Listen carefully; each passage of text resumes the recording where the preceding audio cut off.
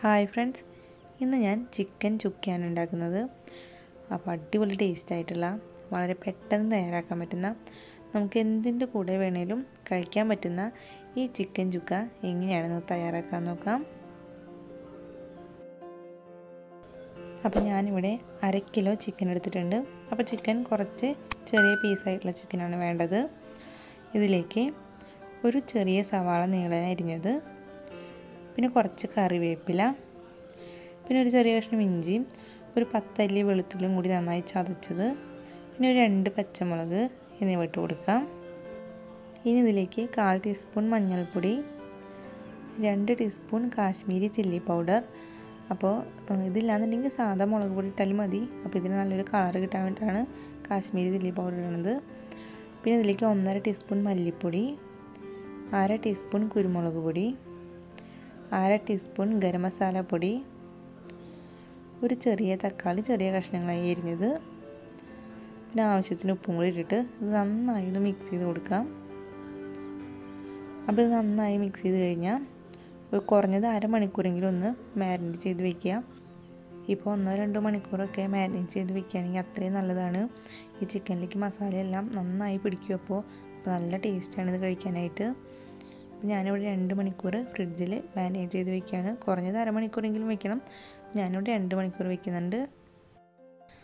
അതിനുശേഷം ഒരു പാനിൽ നമുക്ക് കുറച്ച് വെളിച്ചെണ്ണ ഒഴിച്ച് കൊടുക്കാം. അപ്പോൾ വെളിച്ചെണ്ണ ആയിരിക്കും ഇതിനൊന്നുകൂടി ടേസ്റ്റ് തരിക. അല്ലാന്നുണ്ടെങ്കിൽ നിങ്ങൾക്ക് ഓയിലും ചേർത്ത് കൊടുക്കാവുന്നതാണ്. വെളിച്ചെണ്ണ ഉണ്ടെങ്കിൽ വെളിച്ചെണ്ണ ഒഴിച്ച് കൊടുക്കുക. അപ്പോൾ ഇത് നന്നായി ചൂടാവുമ്പോൾ ഇതിലേക്ക് നമുക്ക് ഈ ചിക്കൻ ഇട്ട് കൊടുക്കാം. അതിനുശേഷം നന്നായി ഒന്ന് മിക്സ് ചെയ്ത് കൊടുക്കുക. അപ്പോൾ ആദ്യത്തെ ഒരു 2 മിനിറ്റ് ഹൈ ഫ്ലെയിമിൽ വെച്ച് തന്നെ നന്നായി ഒന്ന് മിക്സ് ചെയ്ത് കൊടുക്കുക. അതിനുശേഷം നമുക്ക് മീഡിയം ടു ലോ ഫ്ലെയിമിൽ വെച്ചിട്ട് വേണം ഇത് കുക്ക് ചെയ്തെടുക്കാനായിട്ട്. അപ്പോൾ ഇതിലേക്ക് വേറെ വെള്ളമൊന്നും ചേർക്കേണ്ട ആവശ്യമില്ല. ഈ ചിക്കനിലത്തെ വെള്ളം ഇറങ്ങി വന്നിട്ട് ആ വെള്ളത്തിലേക്ക് എടുത്തിട്ട് വേണം ഈ ചിക്കൻ വേവാനായിട്ട്. അപ്പോൾ നമ്മളിത് മൂടി വെച്ചിട്ട് വേണം വേവിക്കാനായിട്ട്. അപ്പോൾ ചിക്കനിൽ വെള്ളം പെട്ടെന്ന് ഇറങ്ങി വരും. അപ്പോൾ ഇടയ്ക്ക് മൂടി വെച്ച് കൊടുക്കുക. അതിനുശേഷം തുറന്നു കൊടുത്ത് ഇടയ്ക്ക് ഇളക്കി കൊടുക്കുക.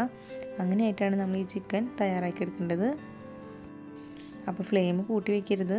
അങ്ങനെ ചെയ്ത് കഴിഞ്ഞാൽ വെള്ളമെല്ലാം പെട്ടെന്ന് വറ്റിപ്പോവും, ചിക്കനൊന്നും വെന്ത് കിട്ടാതെ വരും. ഒരു മീഡിയം ടു ലോ ഫ്ലെയിമിൽ വെച്ച് തന്നെ നന്നായി ഇളക്കി കൊടുത്തുകൊണ്ട് ഇത് തയ്യാറാക്കണം. എന്നാലാണ് ചിക്കൻ നല്ല കളർ വരുള്ളൂ, പിന്നെ കഴിക്കാൻ നല്ല ടേസ്റ്റ് ആവുള്ളൂ. ഇപ്പോൾ ചിക്കൻ പകുതിയോളം വെന്ത് വന്നിട്ടുണ്ട്. ഇനി ഇതിലേക്ക് ഞാൻ സവാള വറുത്തത് ചേർത്ത് കൊടുക്കുകയാണ്.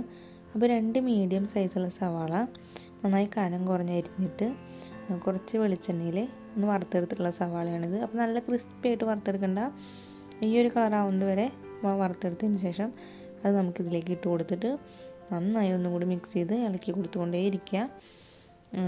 അപ്പോൾ ഇതും കൂടി വരുമ്പോഴാണ് ഇതിന് നല്ല ടേസ്റ്റ് ഉണ്ടാവുക.